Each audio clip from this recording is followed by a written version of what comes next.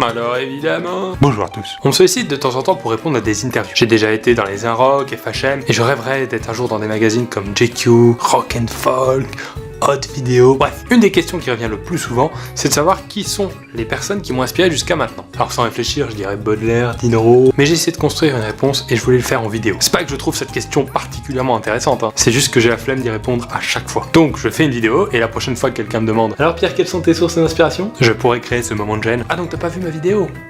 D'accord, c'est pas grave. Tout d'abord, une des premières personnes qui m'a inspiré étant enfant, c'est Vegeta. Pour ceux qui savent pas, Vegeta c'est le meilleur ennemi de Son Goku dans Dragon Ball Z. Alors certains diront que ça compte pas, que c'est pas une vraie personne, mais moi je m'en fous. J'ai envie de croire qu'il existe. Vegeta m'a pas inspiré pour son humour, c'est pas un mec marrant. Si on devait comparer Vegeta à un humoriste, je dirais que c'est à peu près François Fillon, à ce niveau-là quoi. Mais ce que j'ai toujours aimé chez Vegeta, c'est son orgueil, son envie de vouloir toujours être le meilleur, sa coupe de cheveux, qui m'a grandement inspiré, et son collant bleu qui lui fait quand même un joli petit cul. Faut savoir que je me suis quand même retrouvé à taper Vegeta fesses sur Google pour préparer ça. Étant ado, j'ai beaucoup regardé les humoristes. Alors certes, à l'époque, on a tous aimé Gad, Jamel, Eric Ramsey. Bon voilà, ceux qui sont aussi vieux que moi s'en rappellent certainement, autrement dit, personne d'entre vous. Mais ceux que j'ai idolâtrés pendant des années, c'était les Nous c'est Nous. Pour ceux qui connaissent pas les Nous c'est Nous, c'est le collectif d'humoristes d'où est issu Jean Dujardin. Pour ceux qui connaissent pas Jean Dujardin, alors un conseil, arrêtez l'ordinateur, voilà. Sortez, aérez-vous l'esprit, allez à la gare, attendez un train, voilà, et quand il y a le train qui arrive, jetez-vous sous le train. Les Nous c'est Nous, c'était un peu le Whoop de l'époque, avec une moins bonne connexion internet certainement, puisque très peu présent sur YouTube. Étant ado, je disais souvent que les Nous c'est Nous, c'était un peu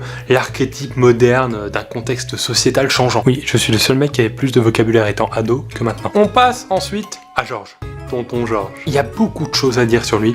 J'ai passé vraiment une année à écouter ses chansons, à lire ses textes, à éplucher toutes ses biographies. C'était vraiment une année de ma vie où j'avais rien à foutre. Et c'est vrai qu'en dehors de son côté poète, Brassens, il y a tout un tas de chansons qui m'inspirent encore maintenant. Un vrai modèle. Personne suivante s'il vous plaît. Alors là j'ai mis ces deux personnes au même endroit. C'est pas parce que je trouvais pas de photos HD, c'est juste que ils m'ont inspiré au même moment de ma vie. J'ai beaucoup lu, écouté ces deux maîtres de l'absurde, Pierre Desproges, François Rollin. Oui, je vais vous montrer que j'ai un peu de culture quand même. C'est dans cette période vraiment que j'ai commencé à écrire mon spectacle. Et depuis j'ai eu la chance de tourner 2 vidéos sur ma chaîne avec ce monsieur. Mais je suis tout aussi fan de ce monsieur et j'espère qu'un jour il saura aussi se rendre dispo pour moi. Côté sport, alors ça c'est LeBron James. LeBron James c'est pas mon joueur préféré, même si on a à peu près les mêmes bras. Je suis pas fan de son style de jeu. Par contre, qu'on aime ou qu'on n'aime pas, il a une vraie envie de gagner et un vrai charisme. Et ça, je peux vous dire que quand je suis en face de quelqu'un, c'est peut-être ça qui me manque. D'ailleurs, pour ceux qui aiment le basket, je vous conseille son film documentaire More Than a Game, ça se prononce comme ça, qui est un très bon documentaire, quand il y a les sous-titres. Tac! Lui, c'est Dimitri Martin, humoriste américain. C'est un pote à moi qui est venu voir mon spectacle en 2012, et en sortant, il m'a dit de regarder cet humoriste américain, parce qu'il y a plein de trucs qui pouvaient me plaire, et effectivement, c'est tout à fait mon style. En fait, il fait pas mal de dessins marrants, et les livres où il n'y a pas de texte, moi j'adore. Ça, par exemple, c'est un bouton ou une pizza au pepperoni un peu décevante. Je trouve ça drôle.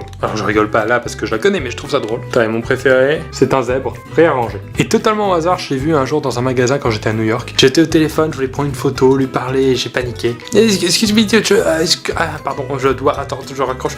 Attends, juste 2 minutes. Vous voyez que j'ai besoin de charisme. Lil Wayne. Alors lui, j'en avais déjà parlé dans ma vidéo des secrets de ma chaîne. J'avais vu un reportage sur lui qui montrait qu'après un concert, bon, il allait faire un peu la teuf, ça c'est normal. Et tous les soirs, il rentrait dans son bus de tournée pour enregistrer tout le temps des nouvelles chansons. Je me suis dit que si lui faisait ça en musique, pourquoi moi je pourrais pas le faire en vidéo? Donc c'est lui voilà qui m'a donné un peu envie de tester ce concept de vidéo quotidienne et surtout donner envie d'acheter un bus. C'est pas facile à gérer à Paris, mais j'en rêve quand même. Et quand j'ai commencé à vouloir augmenter comme ça mon rythme de vidéo, j'ai regardé un peu qui faisait ça, notamment aux États-Unis, et je suis retombé sur Casey Neistat. Ah, attendez, là c'est pas bien préparé, j'ai oublié une photo. Je connaissais déjà un peu son travail d'avant parce que je l'avais rencontré à Montréal, quand je suis allé jouer sur scène là-bas pour la première fois. Vous voyez, ça c'est mon t-shirt Tour Eiffel. Quand je vais à l'étranger, je porte toujours mon t-shirt Tour Eiffel. Ah, je l'ai pas lavé depuis. Au début, je regardais pas ses vlogs parce que j'associais le vlog au YouTube de beauté et j'en regarde déjà bien assez comme ça. C'est vrai que même avec un concept simple comme les vlogs, il arrive à donner une vraie originalité et une qualité de vidéo et j'aime beaucoup ça. Voilà, cette vidéo vient conclure cette jolie semaine. Je vous rappelle que la semaine prochaine, il y aura une vidéo lundi, mardi, mercredi.